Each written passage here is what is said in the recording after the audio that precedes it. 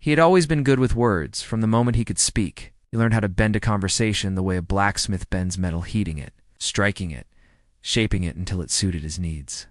By the time he became a lawyer, he was already a legend in the making, the man who could talk a wolf into going vegetarian. Judges respected him, clients adored him, juries, even suspicious ones, tended to follow his voice wherever it led. But his gift came with rot beneath the surface. He hadn't begun his career this way. In his youth, he had been an idealist, the kind who quoted philosophy in class and dreamed of being a champion for the oppressed. He believed in justice as something pure, something worth sacrificing for. He spent his early years defending the poor for barely enough money to pay rent. Back then, he slept well at night, but the world had a way of grinding idealism into dust. It happened slowly at first. A compromise here, a moral flex there, a wealthy client paying him more in one case than he'd ever made in a dozen honest ones. A realization that talent could be weaponized and that justice, as society saw it, had a price tag. Eventually, he learned that the darker the client, the higher the fee.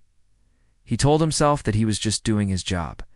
He told himself that someone else would defend those monsters if he didn't. He told himself 1,000 little lies, each one easier than the last, until the lies didn't feel like lies anymore. By the time he reached late middle age, he had become cold, calculating, and frighteningly efficient. He no longer cared what his clients did, extortion, torture, or murder. None of it mattered, as long as the check cleared. He prided himself on the fact that he could justify anything, defend anyone, and walk away without a shadow of guilt. He thought he understood the world. He thought he understood himself. Then he died. He found himself standing in a barren, sulfuric plain, the sky a deep, bruised red, and the ground cracked like the surface of an ancient wound. The heat was oppressive, yet no flame touched him. A distant, mournful wailing echoed across the landscape. He stood at the gates of hell. Massive iron doors, engraved with scenes of anguish, towered above him like mountains forged from agony itself. And before them stood Satan, not the horned caricature from children's tales, but a presence impossibly tall, cloaked in shadow, with eyes that glowed like dying stars. His voice, when he spoke, vibrated through the stone underfoot. "Welcome," Satan said, not unkindly. "You know why you're here?" Most souls screamed, most begged or collapsed, but not him. He straightened his tie. He stepped forward, and he prepared his argument. "Actually," said, clearing his throat, "I'd like to dispute my placement." Satan raised an eyebrow, an expression that suggested he hadn't been surprised by anything in 1,000 years, and yet this amused him. "Oh," the devil murmured. "Proceed." And so the lawyer launched into what he believed was his greatest defense yet. "Look," he began smoothly, "I'm not denying I've done questionable things. I'm not denying my associations. But everything I did, every decision, good or bad, happened within the boundaries of one human lifetime. A few decades, that's it." He gestured toward the gates. "Eternity is a long time. Infinite, in fact. And you're telling me that finite sins deserve infinite punishment? That's not proportional. That's not justice. And if heaven and hell are supposed to reflect some cosmic sense of fairness, then this entire system is fundamentally flawed."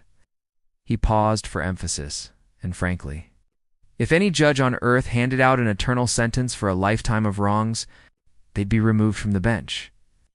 The plain fell silent. Not a flicker of flame moved. Even the distant screams seemed to hush. Satan regarded him for a long, inscrutable moment. Finally, the devil stepped forward. Towering above the man, but speaking with a gentleness that made the air grow cold.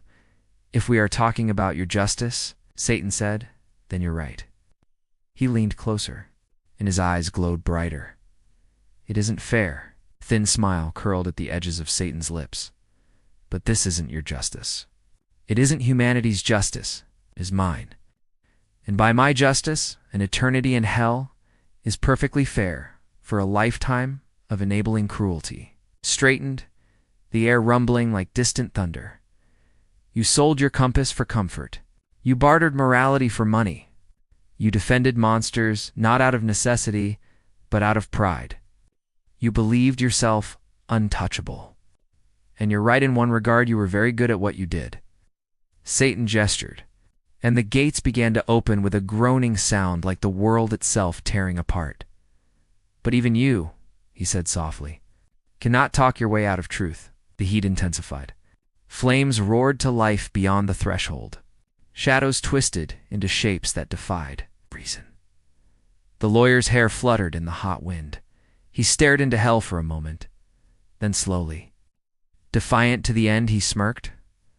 Well, he said as he walked through the gates, you can't win them all.